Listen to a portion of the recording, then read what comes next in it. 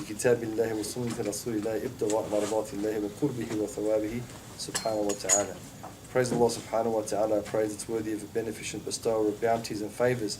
And we ask our Lord Most High to send copious and eternal and unlimited blessings and salutations upon our beloved Prophet Sayyiduna Muhammad sallallahu alayhi wa ala alihi wa sahbihi wa sallam. Alright, it's on page 91 inshallah. It's the continuation of the chapter, kindness and charity. The country. Oh yeah, inshallah we pay our respects to the indigenous people of this land. We acknowledge that this land that we have the class on is the land of the indigenous people, and we pay our respects to their elders past and present. So it's on the chapter. It's actually called kindness and charity, but it's far more than that. It relates to the khuluq. It relates to the disposition of the believer. What should the state of the believer be? The internal condition, the spiritual, if you like, the spiritual hardiness of the believer. How should the believer relate from an internal perspective to everything around him or her? And when we look at Allah subhanahu wa ta'ala and the praise that Allah subhanahu wa ta'ala has given to certain prophets, according to what the scholars talk about, of the greatest praises given to the Prophet of Allah, Sayyidina Muhammad sallallahu alayhi wa sallam, is innaka la'ala khuluqin azim. That verily you have immense disposition, an awesome disposition, a great disposition. And that disposition that a person possesses, or the state that a person's in, is reflective of their spiritual state. Does that make sense? So if one's disposition is vile, then their spiritual state is vile. Does that make sense? No. So, in other words, our disposition, in other words, our character really, but disposition is even deeper than character. Character is saying that person's a character. That person's in character. Someone, when they're acting, they're in character. They put on this kind of accent, they put on these kind of clothes, and they're in character. So the character is kind of a reflection of one's actions and partially of one's personality. But khuluq, or disposition, is more a reflection of one's personality, if that makes sense. And one's personality is a reflection of their spiritual condition.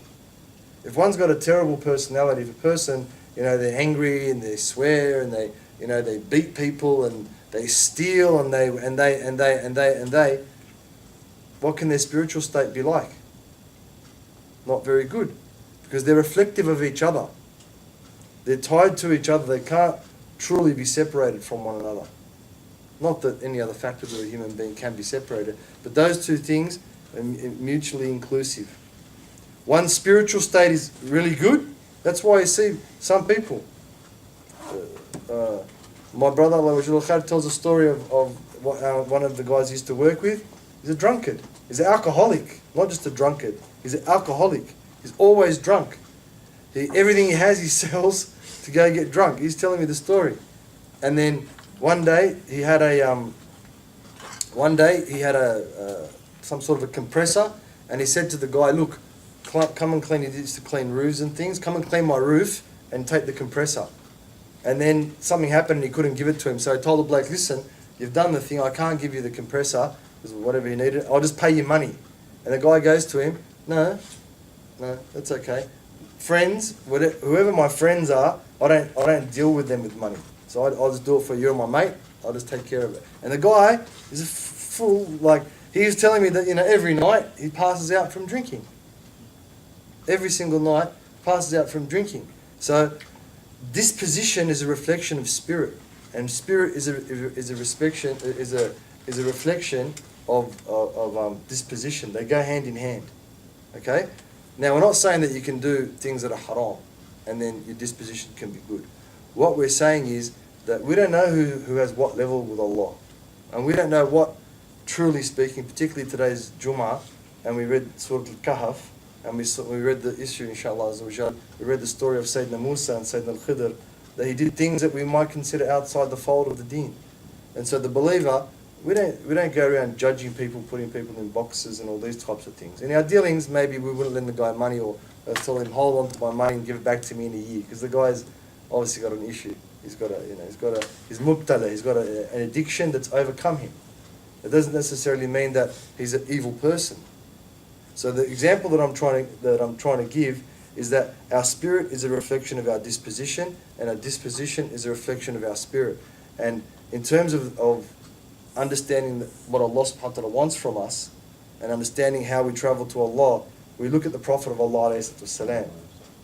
He's the one with the most understanding. Even when Sayyidina Khidr and Sayyidina Musa, they were on the boat, alayhi salam, a little sparrow came, it wasn't a sparrow, it was a swallow, and took a little bit of water out from the ocean, and then Sayyidina Khidr, he said to Musa alayhi salam, to Moses, he said to him, the knowledge that you and I have is just like that little bit of water that came into the beak of the swallow. The swallow's got a very small beak compared to the knowledge of Allah. So in terms of what we know and what we understand, and we leave those things. We leave those affairs to Allah subhanahu wa ta'ala, him and her, and what they did and what they didn't do. But what we work on is emulating the Prophet of Allah alayhi salam. And he went past Sidrat al-Muntaha, the last lote tree, the final place where any other creation had gone past. So his knowledge, the Prophet of Allah alayhi salam, is more vast than anyone else that's ever been created. So we want to follow his footsteps. And so that Allah Azza wa Jalla didn't talk about him in that knowledgeable way, even though that's the most knowledge he's had. Allah Azza wa Jalla spoke about him in the sense of disposition, because that's spiritual enlightenment. And spiritual enlightenment is what Allah subhanahu wa ta'ala wants.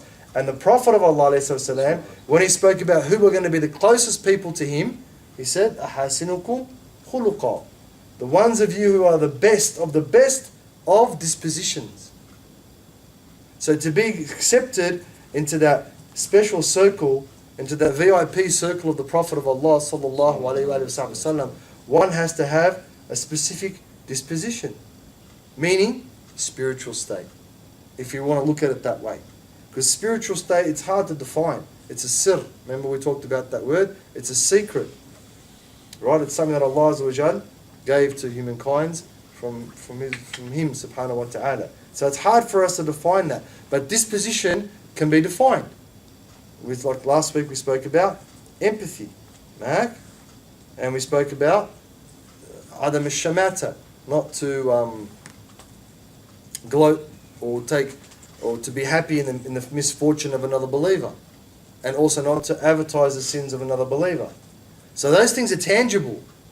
Those things are tangible. We say we pray and our spirituality increases, but it's hard for us to define. So if we concern ourselves with the khuluq, the disposition, character, so to speak, then automatically our spirituality will increase. And that's what Allah subhanahu wa ta'ala wants from us.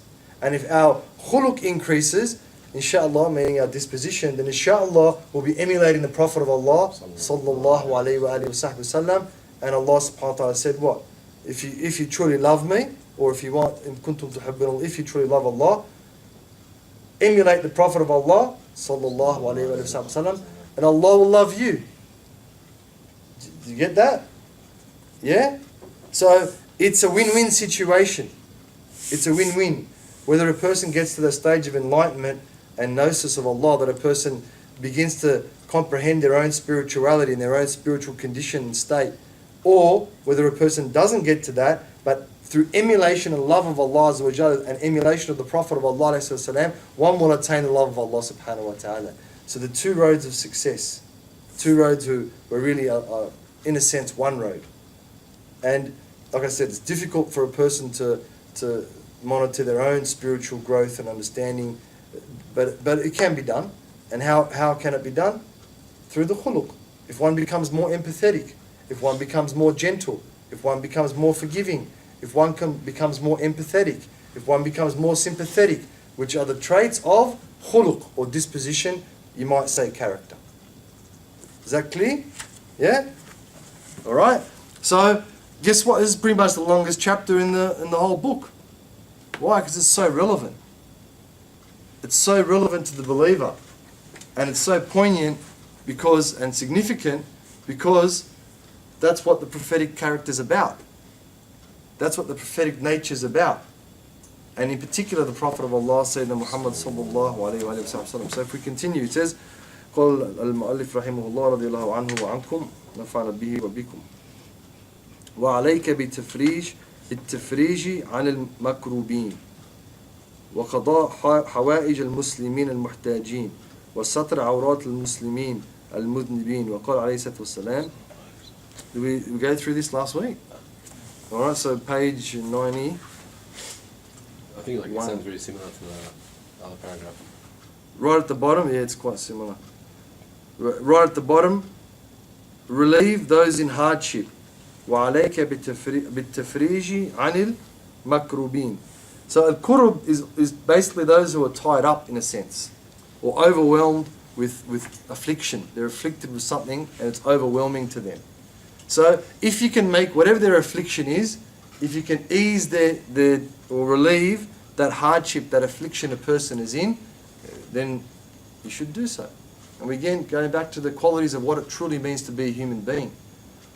Being a billionaire, that's not truly what it means to be a human being. Ruling people is not truly what it means to be a human being. Being popular and lauded by people is not truly what it means to be a human being. But these are the qualities of what it truly means to be a human being. And then he says, and fulfill the needs of those in need. So those two are quite different. They sound similar, but they're quite different because al-makrubin, those people that are overwhelmed. They're overwhelmed by the situation. Others, قضاء حوائج المسلمين المحتاجين, they're in need. So they're maybe not overwhelmed by their circumstance, but they're in some sort of need, whether it's food or clothing or advice or guidance or whatever it may be. A lift, whatever. وَسَطْرَ عَوْرَاتِ الْمُسْلِمِينَ الْمُذْنِبِينَ, he says, and to keep the sinners' disgraces concealed. So, for those who are, al-mudhnib is someone who is sinful. So, not to, which is the opposite of what we spoke about last week, which is to or to expose, which is probably the better word, to expose the sins of those who the Muslims who have made sins, who have committed sins. So this is the opposite of that. The opposite is if you know someone did it, and then someone says, oh, I know someone, whatever, took drugs, and you know, they told you, and you say, no, that's not the case. Are you sure? How do you know? Okay? You're entitled to do that. Because you're not supposed to go and tell people other people's sins. You're not supposed to tell people your own sins, because people do that as well. Oh yeah, when I was 10 years ago, 5 years ago, I didn't know much about deen, I was doing this and that. Why? Why are you telling people sins? Whatever you say, the angels write anyway. So you want the angels to write again in your book? So if you've done anything, don't tell people about it. Ask Allah to forgive that sin. Make tawbah to Allah Azza wa Jal to overcome that, to relieve you of that sin. It says, for the Prophet of Allah ﷺ, قال رسول الله صلى الله عليه وسلم من يسر معسر يسر الله عليه ومن ستر مسلما ستره الله في الدنيا ستره الله في الدنيا والآخرة ومن فرج عن المسلمين عن مسلم ومن فرج عن مسلم كربة من كرب الدنيا فرج الله عنه كربة من كرب يوم القيامة ومن كان في حاجة أخيه كان الله في حاجته والله في عون العبد ما كان العبد في عون أخيه. It's a great hadith. It's a fantastic hadith. Bottom of 91 going on 92, for the Prophet of sallallahu alaihi wasallam, may the peace and blessings be upon him, has said, God shall grant ease to her who eases the hardship of another, and shall conceal in this world and the hereafter the sins of her who conceals the disgrace of a believer. And he subhanahu wa ta'ala shall relieve from one of the hardships of the day of rising, the one who relieves a Muslim from one of the hardships of this world. He subhanahu wa ta'ala shall fulfill the need of the woman who fulfills the need of her sister, of her sister's need. He subhanahu wa ta'ala assists his servants as long as she assists her sister. It's all brother in that, but we have to even it out a little bit. Otherwise, not fair. Fair enough. Mahak or not? So, as you say, من يسر على معسر يسر الله عليه. يسر الله عليه.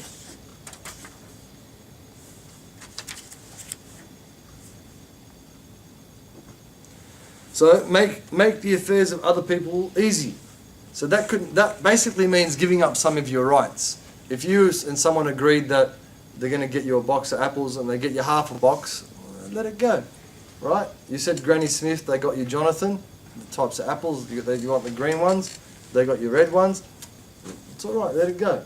So that's just a very simple example. But if someone's in a really really difficult scenario and you help them, whatever they lost their car keys, they lost their wallet, they lost their phone, they want to call, whatever the case might be, if you make it easy in all circumstances, Allah will make things easy for you.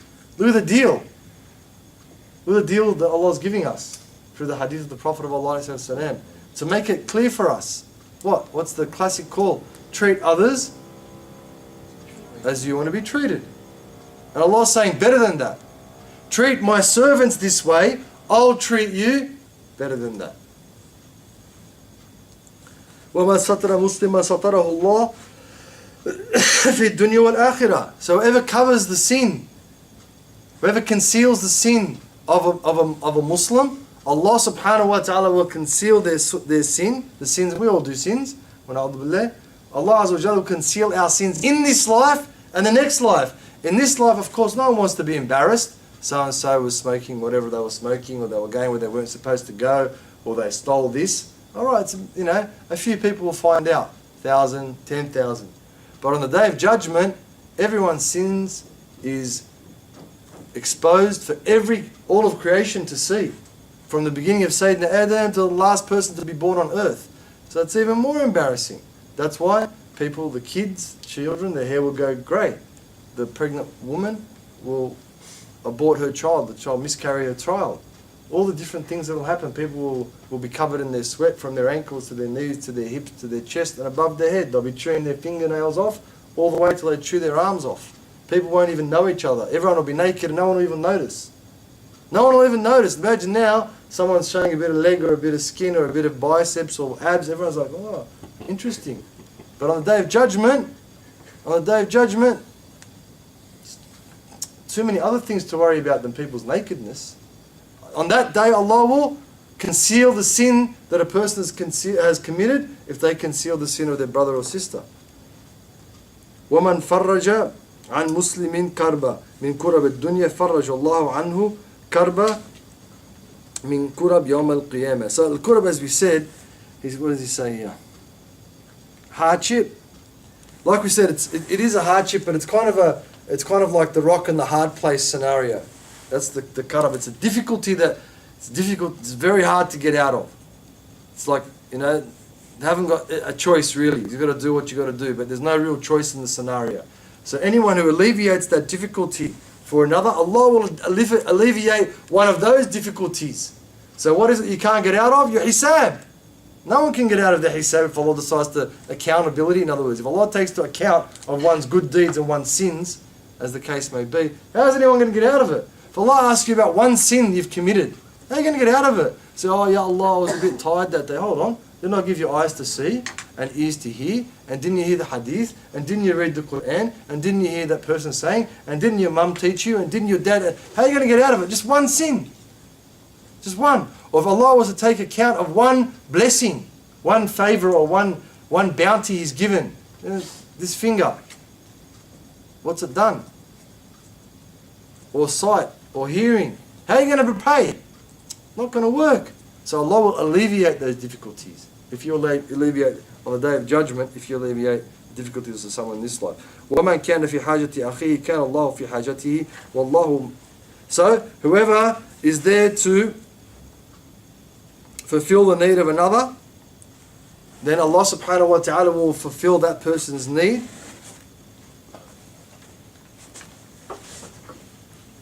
Allah will fulfill your need. Well, is that a good deal or what? Whatever it is you need, rather than you worrying about it and planning for it and coming up with a strategy and coming up with a business plan and coming up with whatever, Allah says, don't worry, I'll take care of it. because you're in the assistance of your brother or sister. So as we said, Allah is saying, look after my servants, look after my creation, and I'll look after you. I'm the one who created you and them. And the last one, Wallahu fi awni al-abd. So Allah is there to support, to help, to assist the servant, as long as the servant is in the service of another, or brother or sister. So as long as you're there serving, assisting, helping other people, khidmah as the word is, then Allah will be there for you. A good deal or good deal? Good deal. So he says, وَعَلَيْكَ بِإِمَاطَةِ الْأَذَى عن طريق المسلمين فإن ذلك من شعب الإيمان. وفي الحديث قال عليه الصلاة والسلام قال النبي صلى الله عليه وسلم رأيت رجلا يتقلب في الجنة في غصن شوق قطعه من طريق المسلمين.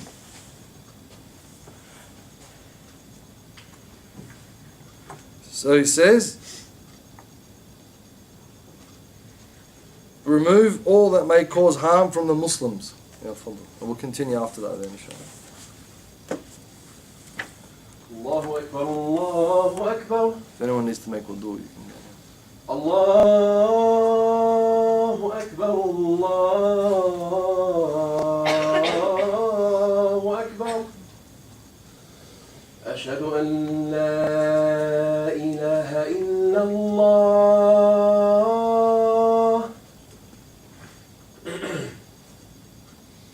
Ashhadu an la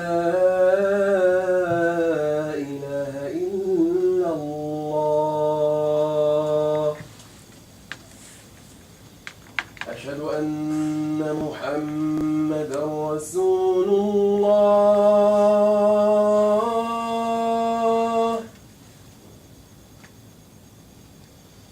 أشهد أن محمد رسول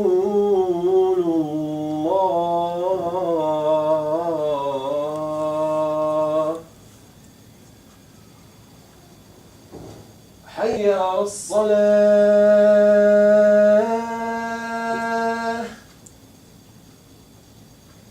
حي على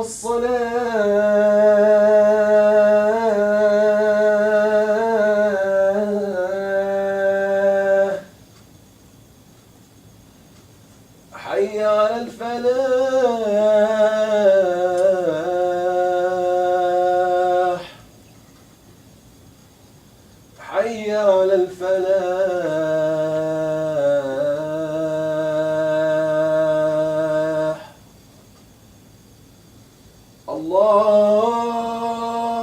الله أكبر،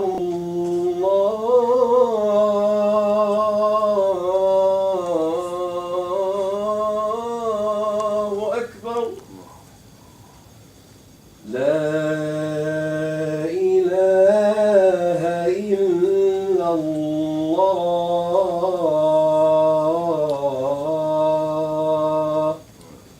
محمد رسول الله صلى الله عليه وآله وصحبه وسلم. اللهم رب هذه الدعوة التامة والصلاة القائمة آت سيدنا محمد الوسيلة والفضيلة والدرجة العالية الرفيعة وبعث مقاما محمودا الذي وعدته إنك لا تخلف الميعاد. وصلى الله على سيدنا محمد وعلى آله وصحبه وسلم. يا أرحم الراحمين، يا أرحم الراحمين، يا أرحم الراحمين. رب اغفر لي ولوالدي، رب اغفر لي ولوالدي، رب اغفر لي ولوالدي، رب اغفر لي ولوالدي، رب اغفر لي ولوالدي، رب ارحمهما كما ربياني صغيرا.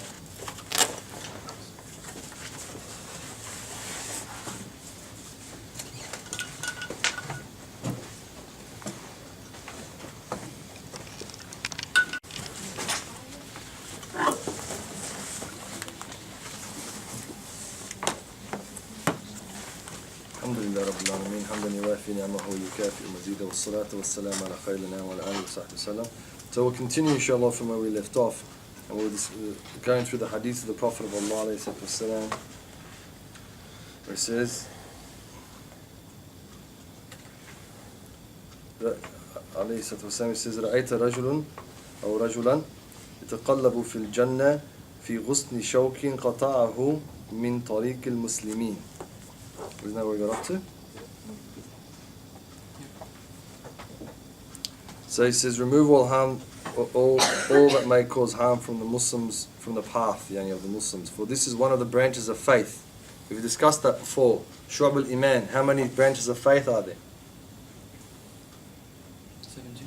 Alright, 70 odd. 73, some 70, you know. Okay, so the lowest of which is what? Removing a branch out of the middle. Okay, so it's not anything that's harmful. If you see a rock in the path, you know, you move it out of the way. Broken glass, if you can move it out of the way without cutting yourself and putting it somewhere where it's not going to do more damage than that. A branch that's fallen, whatever's going to cause harm to people who are walking on the path, because the path has its rights.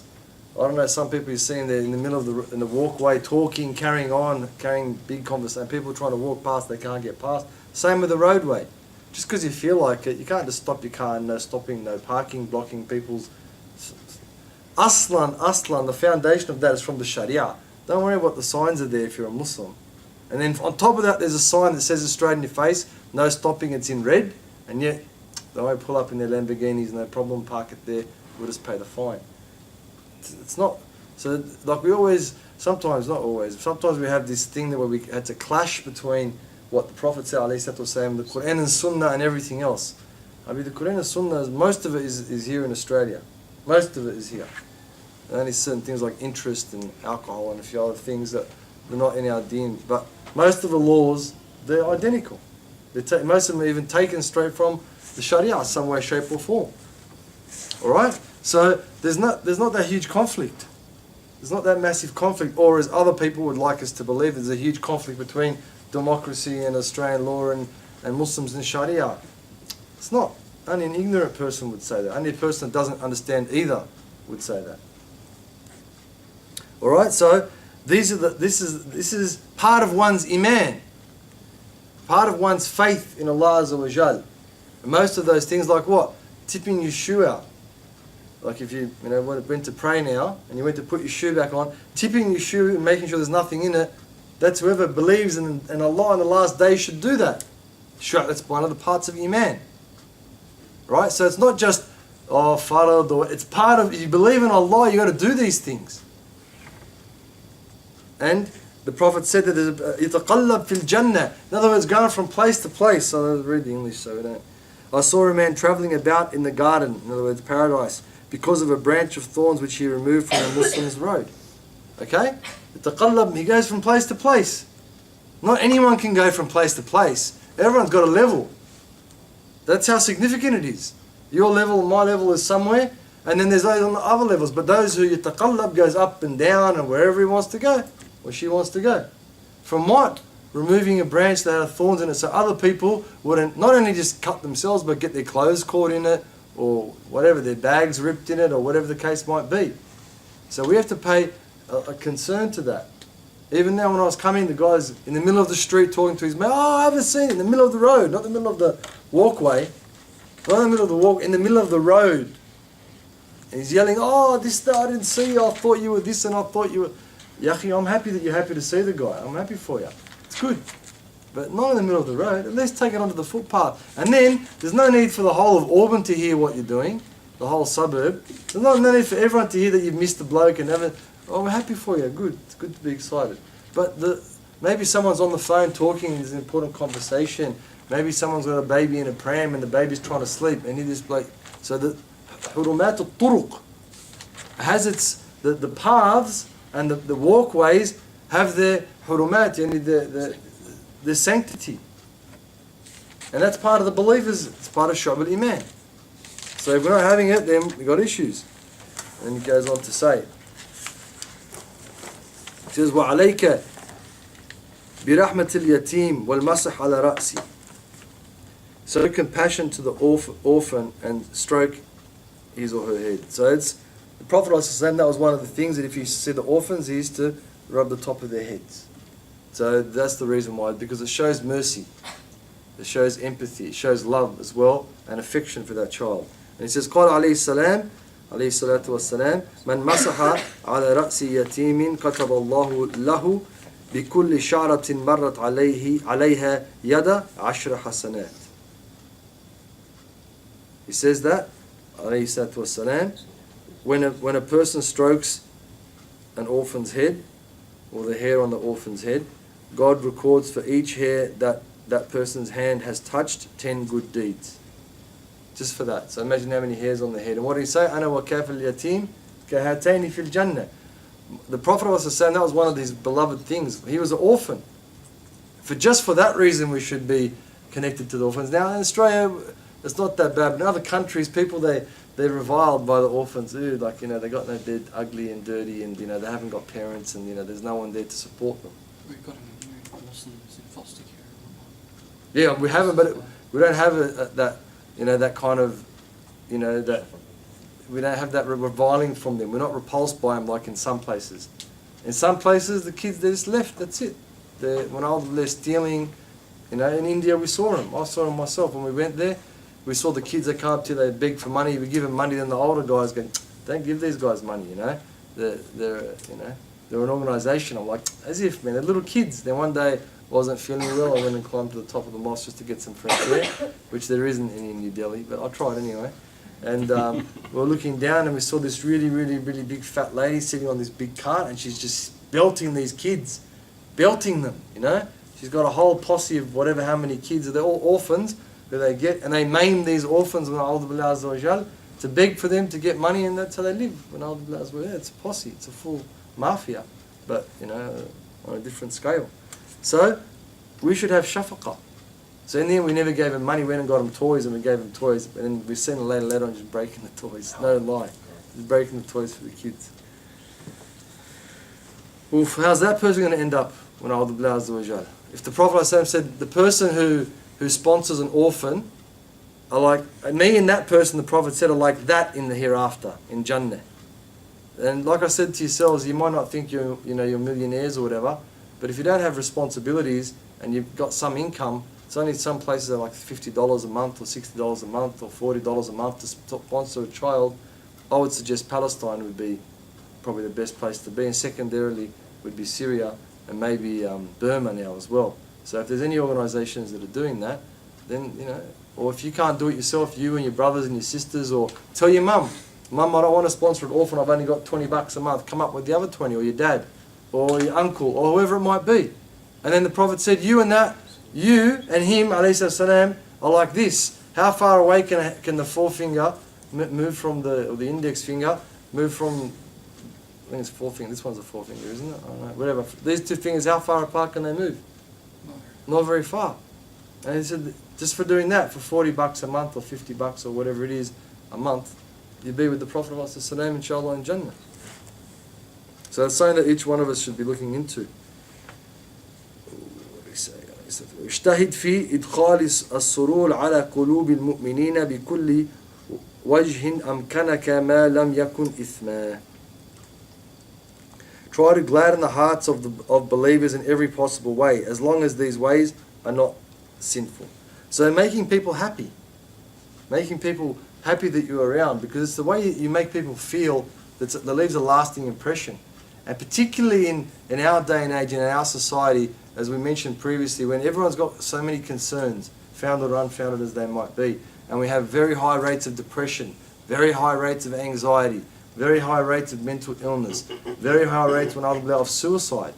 So a simple smile, and I think I've told you the story before, the guy the Gap, the place where people jump off and commit suicide here on Rose Bay or whatever, down the eastern side. We went there one time at night, and this guy came out of his house, and he only saw me, he didn't see who I was with, and he came out and he's like, oh, are you guys all right? This and that. We're like, yeah, of course we're all right. And then he told us a story, people come and they jump, and he comes and he talks to them, and I said, how many people have you saved? He said, hundreds. I said, what do you say to them?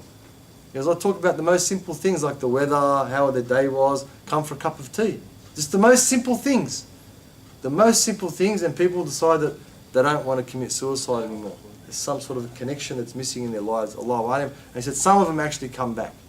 Some of them actually come back, and he sees them once or twice or 3 times or whatever. But that's how simple it is. Someone's about to kill themselves when they've lost all hope. They've got total despair in life. And simple words and nice bashasha, a smiling face, and a concern and empathy for that person gets them to change their lives completely. He said others wrote him letters later on that they got married and had kids and whatever else, and they're thanking him. So whatever you can do to make people feel comfortable and happy, as long as it's not a sinful act, as long as it's not sinful. So in other words, if you want to crack a joke, but as long as it's not what? Lie. Which is a lie. Jazakallah khairan. Or it's like sarcastic, which is a lie, or putting someone down. Or vulgar. Alright, so it's good. I remember when we were with the Mashaykh, with the Habib, we used to think they were all serious. Then whenever we get into a small gathering, especially when it's all young blokes, the guys are crack up, just laughing the whole time. Everything's just a joke. Like one of the guys' name is funny, I'll never forget it. His name is Nujum, which means stars. And he goes, alright, I know you're a...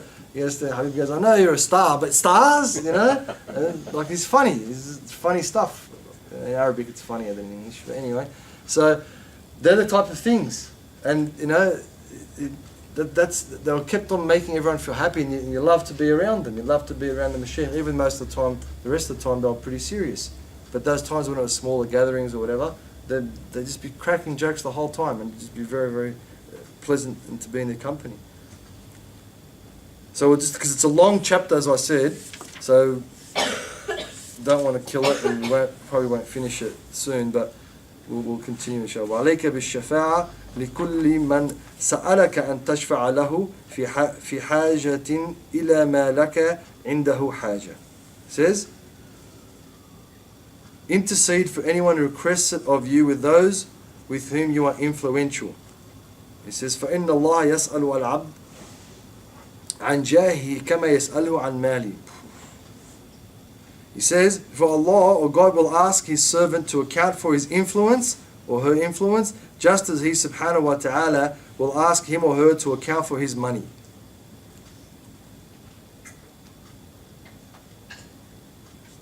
Okay, so this is something that maybe it's not as prevalent in our lives at the moment as it could possibly be.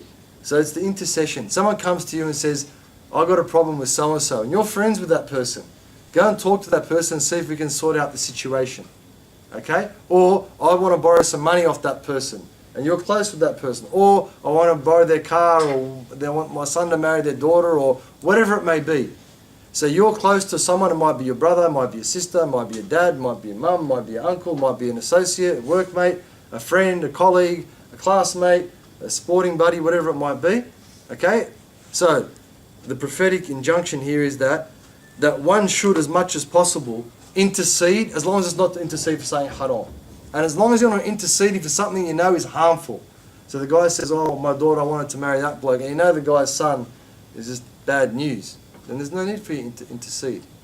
But where it's going to be good, oh, I owe this guy $100,000, and look, I've only got 20, and talk to him, and we'll go, me and you, to talk to the guy or whatever, because you may have done that person a favour. Okay? I remember one time one of the students wanted to marry the daughter of one of the big mashaykh. And who did he go see? He went to Habib Umar, and he spoke to him. He was, I want to marry her, I like her, I'm into her, this and that. He goes, yeah, no worries. He jumped on the back of a motorbike, boom, off to the guy's house. It was just so quick. So quick. He talked to him, so quick. He jumped on the back of a motorbike, went to the guy's house and talked to him. They sorted out whatever they sorted out. Like, because he was asked to intercede. You wouldn't expect him to ride on the back of a motorbike. But because there was an urgency, and because he wanted to do it, whatever, maybe he was travelling soon or whatever the case might have been, and we're all surprised. We only see him getting in four-wheel drives and cars and whatever else. We've never seen him on the but we know the brother, and we know he was telling us we want this to happen. And we said, go tell Habib Umar, he'll sort it out for you. So that's the urgency that we should show in these matters. Not like, oh yeah, that's right, you've come to me, all right, no worries, mate, I'll get back to you shortly. No, it's whatever we can do quickly, then we should do that in whatever. And then he says that a person, Imam al-Haddad says, you will be asked about your jah, in other words, your position, just like you'll be asked about your money. In other words, what influence did you have? Because money is influential, isn't it? If someone's got money, people respect that person. La hawla wa la quwwata illa billah. Right? Oh, the person there, if they ask, they'll be granted. If they enter a room, they'll be respected. If they talk, they'll be listened to because they got cash. Or so it's perceived they do in today's day and age. So what happened, there was an app, there was some overseas, they could photo people's license plates and it would get sent somewhere, and then they would tell you how much money they owed on their car, if it was financed or if they paid for it. So all these guys were like, acting like they had all these really fancy cars, but it was all financed and everyone was getting exposed. So they petitioned the government, and the government made it illegal because it was overseas, because people were, they like showing off. They wanted to say that we've got we've got status, we've got influence. So we'll be asked about our influence. And maybe someone doesn't have to ask you. You see someone's upset, you see someone is in a difficult situation, you intercede without them even asking you. Habibi, bro, this guy's in a bad situation. I personally know that person's situation. Take it easy on that person, or help that person out, or get him a job, or whatever it is, get him married, or whatever. If you can do that without someone asking you, you should do that. That's if you can, because you're going to be asked about that. It's like a commodity for yourself, right? It's something that's in your account because Allah's given it, it's granted that to you. So use it for good, and that's what He says. He says, وَإِذَا تَوَجَّهَ عَلَى عَبْدٍ شيء من الحدود الشرعية كحد الزنا والسرقة فاحذر أن تشفع له فإن الشفاعة في الحدود غير جائزة. Okay, so this is a prophetic happened in the time of the Prophet ﷺ. A lady of status, she stole something, and then they asked the Prophet ﷺ, they sent someone who was close to the Prophet, it was Zayd al-Mardanu, to the Prophet ﷺ and said, don't worry, she's alright, let her go. And then he said, Wallahi, the Prophet said, Wallahi, if my daughter Fatima had stolen, Allah Mardana, I would have chopped her hand. So that's what the hadith, this is what this means. That if someone asks you to intercede where something's haram, and particularly if there's no had punishments anymore, there's no corporal punishments anymore, or capital punishment. But if someone was to ask you to intercede because you knew the governor, you knew someone, get me off, do some fraudery, we don't do those things. That's haram. Yeah? Anything that leads to haram, we don't intercede on that person's behalf. So that's why if someone comes to you and you're not sure, you've got to, don't just straight away go off in a huff, oh yeah, I'm going to intercede for someone. Find out what the deal is. Find out what they've done. Find out what they want. Find out the circumstances before you go and intercede. And because if you do intercede and it's something that's negative, that looks bad upon you as well. And you lose trust with that person who you were close to. And he says, وَإِذَا شَفَعْتَ شَفَاعَ فَأَهْدَيْتَ لَكَ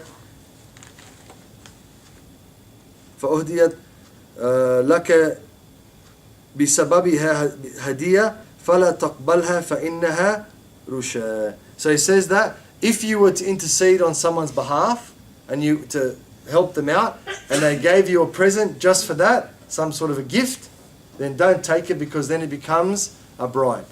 That means they're bribing you. Particularly when it comes to if you're in a government post and someone says, oh, help me out for whatever reason. Now in countries, if you're some countries overseas, if you want to get your son or daughter or whatever, get them into a post in the government and someone's connected you, don't want to pay them $10,000 and they'll put in a good word with you for you. It's haram. It's a bribe. Okay, bribes are haram unless it's your haq. Right? So if you go to you're traveling from one country to another and the guy takes your passport to stamp it and then he hides your passport. You're like, well, I want my passport back. He says, sorry, you got to give me $50. To give that $50 to get your passport back, even it's still a bribe, it's halal, because it's your part, it's your haq, and that person's withholding your right from you. But if you were to go to the country and you've got a whatever passport, and you're not allowed to go to that country with that type of passport, and you give him the passport, and you put $50 in it, and he takes the 50 and gives you the visa stamp to go in, that's haram. Because you don't have an entitlement there, and you're not prevented from getting your entitlement, you're getting something that you're not supposed to get by paying money, that's haram. Okay? So we'll call it there, inshallah subhanahu wa ta'ala. So as I was saying, this is one of the longer chapters. It's a very important chapter because it deals with our disposition and our character and ultimately our spirituality and our spiritual progression. So is there any questions about any of those things? No. From last week, the one about openly reviling a Muslim for a sin they've fallen in.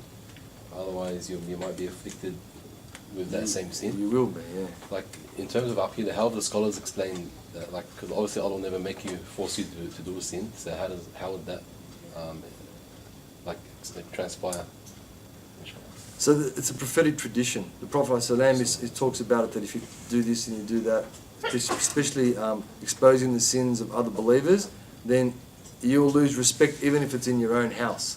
It's a thing that Allah subhanahu wa ta'ala, the sanctity of the believers is so great to Allah subhanahu wa ta'ala. Like we said, that even kasar khatir Muslim, even to hurt the feelings of a Muslim is a'zam ila Allah. It's greater to Allah subhanahu wa ta'ala than to destroy the Kaaba, the place where we would pray to. So it's part of the hurumat of Allah subhanahu wa ta'ala. And in terms of that, what kind of a character is going to do that? What kind of a person is going to openly, expose the sins of another believer? What's that person's disposition to start off with? Right? It's not the best disposition to start off with. So someone who is a seeker and someone who's traveling the path and is following the prophetic tradition wouldn't do that anyway. Yeah.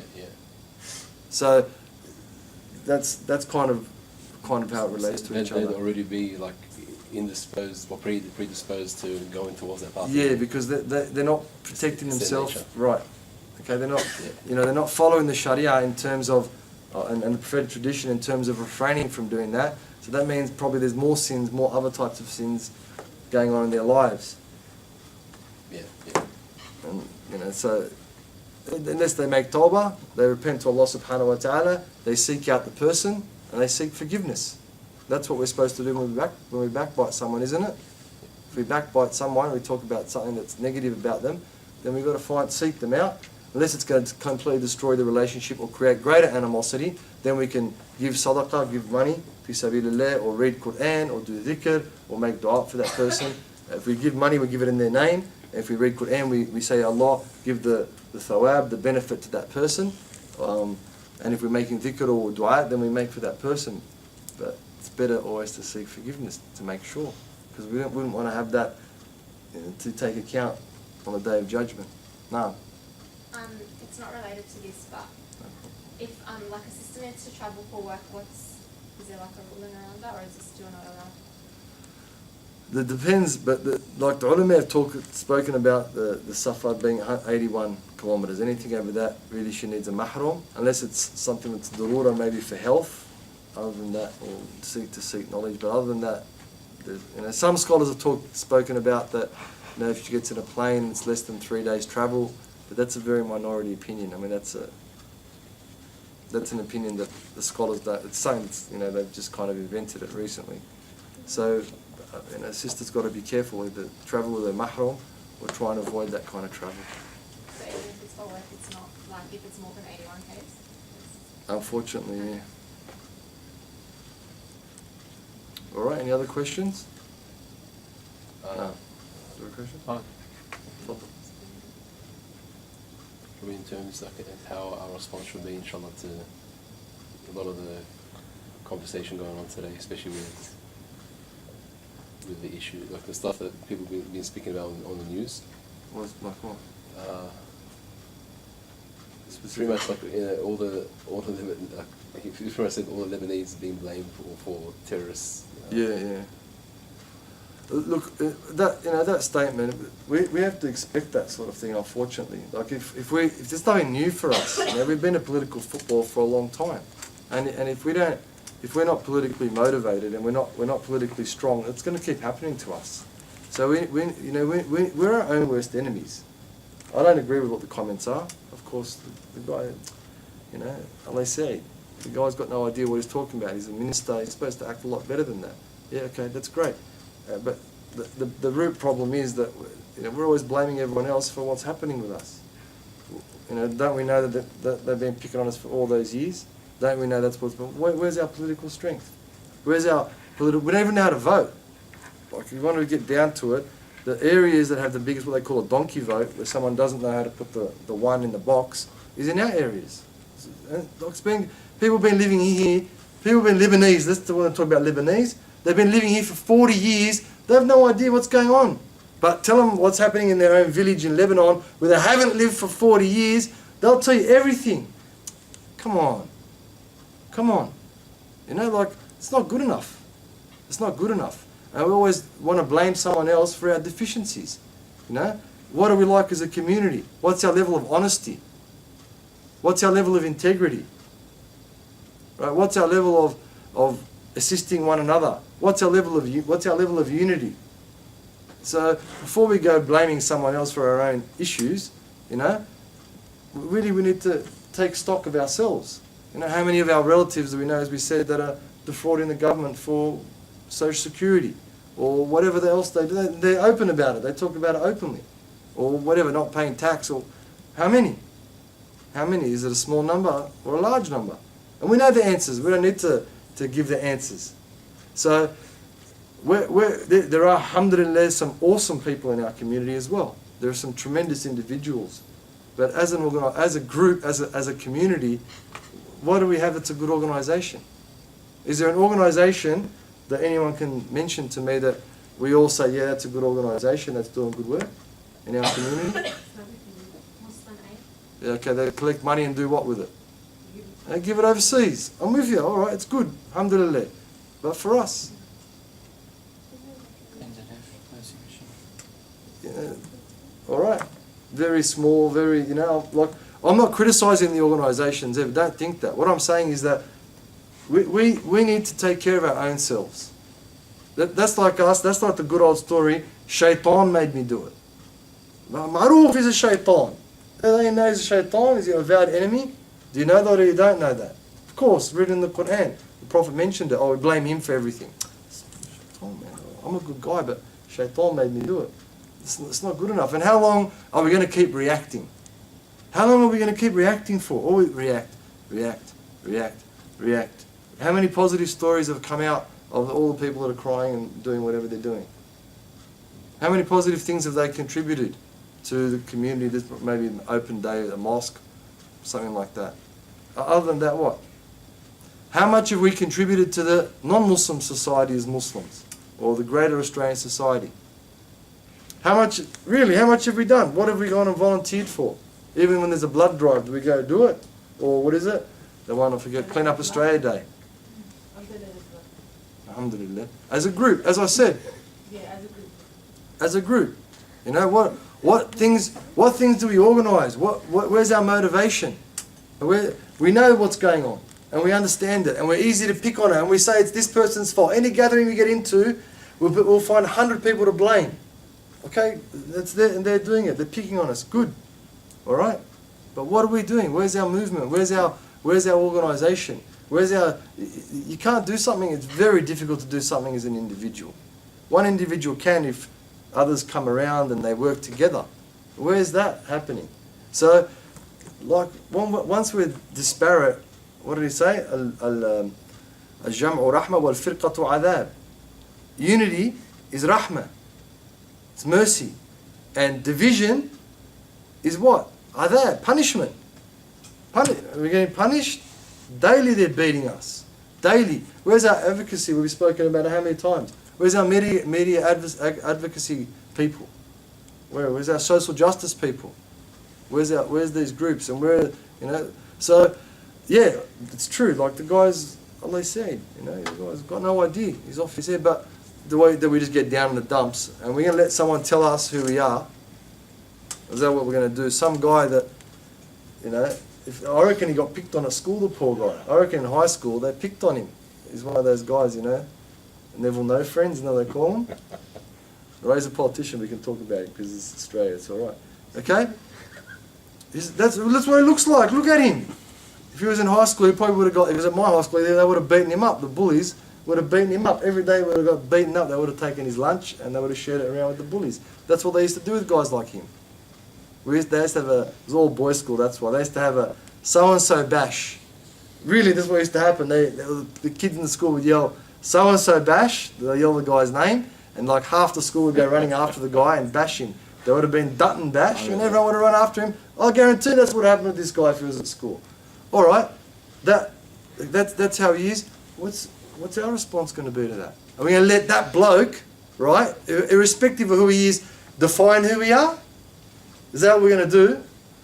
So someone calls me a name, and the good thing you mentioned Muslim, Lebanese, Muslim. Is that what we're scared of? And look at our example. The Prophet of Allah, ﷺ, did he ever get told off? Did he ever get called names? Only for 13 years, really. So, what has happened to us? Not really. Anyone ever get bashed because they're a Muslim? Anyone really ever said something to them personally, directly, something because you're a Muslim? Hardly. Hardly. Yeah? Someone chase you out of your home, take your property just because you're a Muslim? Well, that's not only what happened to us, it happened to the Christians, they got thrown to the lions, happened to the Jews, that's what happened to them, and every other people that believed. Do we know that's the case or not? Do we know that's what happens to the believers? Well, why are we surprised? Why are we upset? Why are we letting other people define who we are? We define who we are by what? By our disposition. In essence, our disposition, our character, and our conduct. No one can tell me I'm not Australian. No one can tell me I don't belong here. No one can tell me it was a mistake to let my old man, rahmatullah alayhi, come here. Say whatever he wants. And if people think that, then it's up to me to show them the conduct and the character and the empathy and the sympathy through my dealings that I have with them, something else. It's up to me to do that. Oh, I can cry all day long. Good. It's good. If I need to cry to get it out, cry. Okay? Because I'm hurt. That's fine. But what am I going to do to change, alleviate the circumstances? What am I going to do? Or another crazy politician, Muslims don't assimilate. I don't want to assimilate. I don't have to assimilate. You can't tell me to assimilate. Sorry, I follow the law. If I don't want to speak English, you can't force me to speak English. I'm very sorry. And you can go and talk all you want. You can go and, put it on whatever and go up on, because you're a politician, you got, what do you call it, immunity because you're a politician when you're in the parliament. Say whatever you want. I'm a person that, inshallah, follows Allah. No one can tell me I'm not Australian. It's impossible. It's impossible for someone to define how I should be Australian. Or to tell me what an Australian is. Sorry, I'll tell you. I'll tell you what an Australian is. Like it or don't like it, it's your problem. You carry that burden around. I'm not carrying that burden. So, if we're not strong in our iman and we're not strong in our deen and our ittiba' for the Prophet, of course they're going to make us, or shaky and, Trump's elected. How's he different to anyone else? How's he different? How is Obama different to anyone else? How is Bush different to the other Bush? All the Bushes are the same. How are they any? What are you talking about? Why are we getting into all these things? Because we're far from the Qur'an. Or we're not, let me rephrase that. We don't love the yearn to read the Qur'an. We yearn to look at our Facebook feed. Because, it takes us away from our problems or whatever. We yearn to have acceptance from A, B, C, D, E. But we're not yearning to have acceptance from Allah or the Prophet. We yearn to be popular with so-and-so. We're not yearning to be popular with Allah. Well, don't let these things affect you. If it affects you, my advice is, don't watch it, don't listen to it, don't partake in it, don't comment in it. If it's only going to make your iman, زادتهم, what did they say? قَدْ جَمَعُوا لَكُمُ النَّاسِ فَاخْشَوْهُمْ. That's what they were saying, the munafiqeen. Oh, look at the people over there. Oh, look what they're saying. Fear them. No, don't worry about fear them. وَمَا زَادَتْهُمْ إِلَّا إِيمَانًا وَعَلَى رَبِّهِمْ. Answers there. So, what happened when the fight was going on? They said, there's been a lot of fight. These guys are serious, man. Watch out for these guys. They got organised and they know how to do things and they've got power, they're politicians. Like I said, he would have got bashed in my school. If I look at his face, I go, 100% this guy. And I'm joking around, but I'm just trying to make a point here. Who's he? Yeah, he's a minister, I respect him as a minister, but what? He's an abd of Allah. He doesn't control anything. Allah controls him. That's our iman. They got together, they're strong, they're organised, whatever. And then they said, fear them. Fear them means change who you are.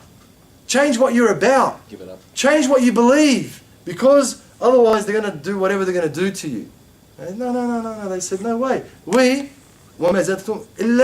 said, fear Allah or be conscious of Allah. And what was the result of that? It increased their iman because they knew that's what's going to happen. And They relied on Allah subhanahu wa ta'ala. That's what we need to do. That's the answer to all the things that we come across. All the, assimilate. What do you assimilate's a word they used to use for Aboriginal people. That's not a word that this particular politician, I don't know if she's even got a HSC, right? She can't even put string three words together grammatically. Everyone in this room's English is better than hers, and we're all somewhere along the lines recent migrants, where our parents are, right? So assimilate is a word they used to use to get rid of Aboriginal culture. That's not a word that belongs with us. Oh, we do whatever we want. I come here, my dad came here, he had permission from the government to come here. No one can tell him to change. And I'm born, I got a citizenship. No one can tell me what to do. Unless I break the law, yeah, all right, fair enough, lock me up, give me a fine, whatever else, home detention, good behaviour bond. No worries, we agree to that. But outside of that, I'll do whatever I want. I'll eat hummus, I'll eat falafel, I'll eat kebabs, kibinaya, baki araba. No, I'll dress how I want. No one can tell me how to dress. I'll dress how I want. That's the nature of a democracy. That's the nature of the Anzacs when they went to fight. Didn't they fight for our freedoms? The diggers? Right? Isn't that what they went to fight for? Isn't that what they went to fight for? Alright, that's the freedoms. I'm expressing myself. I'm expressing my freedom. Right? If I had a mohawk that was pink and like that, they wouldn't say nothing to me. If I had earrings all the way down and tattoo on my face, oh, God's expressing himself. Yeah, well, I'm expressing myself. Just like anyone else is expressing themselves, I'm expressing myself. Even neo-Nazis, whatever, they can't really be Nazis, but those hardcore people, they shave their heads and they do whatever they do, they wear the boots, oh, they're entitled to. The free speech, oh, that's my free speech. And if we're going to, every time one of these guys, look, people should go out and, whatever, do what they got to do so that kind of behaviour doesn't continue. The organisations and whatever it might be. But you and I, we have to, what? Zadatum Iman. Our Iman should increase. Right? Those groups need your help, go help them, no worries. And we should increase our reliance on Allah subhanahu wa ta'ala because we knew these things. We know what's happened. It's only gonna, how many times have I said it? How many times have you, it's gonna get worse. Is it getting worse? Heaps worse. When I used to dress like this in 2099, no, everyone looked at me, this guy's a bit weird. Well, now I'm responsible for 1.6 billion Muslims all of a sudden because what's changed? Nothing's changed with me. I'm not responsible for anyone but myself and those who I can influence, inshallah, by Allah's will. But I'm not responsible for 1.6. I'm certainly not responsible for the crazy nut job terrorists that are out there. I'm against those people. I'm against them more than white Australia is against them. Because if something happens, it's my sister that can't walk in the street. I won't be able to walk in the street. I won't be able to walk in the street. I won't be able to worship Allah the way that Allah wants me to. So I'm more against them than anyone, than Bushes as well. I'm more against them than the Bushes. Heaps more. Because I'm the one who's going to cop it, and my family and my community is going to cop it. That's the attitude we have to have. If we don't own it, it's going to own us. It's going to. What are you scared for? What are you scared of? What are you scared of? They're going to. Yarat, like I said to you, the time when Habib Kadim came, he went to the mosque, and he came and they went to shoot him. They came with guns. They're going to kill him. And then someone was smart enough. They switched off the lights. They started shooting. They didn't shoot him. They bashed him. And he had his arms broken, his head's chopped like that. And then he came to the Jalsa and Habib Umar was there. And he goes, this guy, he reached a martaba, he reached a balagha martaba that I haven't got. He reached a stage that I never got. Not that we go out there to get bashed or get abused. No, we don't. That's not what we want to do. But if it happens to us, just for saying, La ilaha illallah Muhammad Rasulullah, we're with Bilal. What are you talking about, Allah marda anhu? We're with Sumayya, the first Shahida, Allah marda anha. We're with these people. We're with these people. What is it that we fear? And that's the question. So, worry about these people. Like I said, lucky they went in our high school because they wouldn't have enjoyed themselves. Alright? That's how it is. And that's how most of these guys are. Most of these people, unfortunately, these politician types, most of them are not very successful human beings. Not all of them. Some of them are very successful. But a lot of them, they couldn't make it anywhere else. So they went to the party, whichever party it was, and they worked their way up through the branch offices, and they did what they did to get where they are. Right? Like, why are you scared of that? Why are you scared of those people? And they're here today, gone tomorrow. That's the reality. Allah, everlasting. No end, no beginning, subhanahu wa ta'ala. That's the one we rely on. That's the one we connect to. He's the one, subhanahu wa ta'ala. And like I said, if it's too much for you, turn off your TV or change your feed or whatever it is that you have to do. Not handle it. Don't worry about all this waste of time. Let your soul, inshallah, be illuminated. So you're sick and tired of all these TV shows and blah, blah, blah. And I know no one does that no more. What is it now?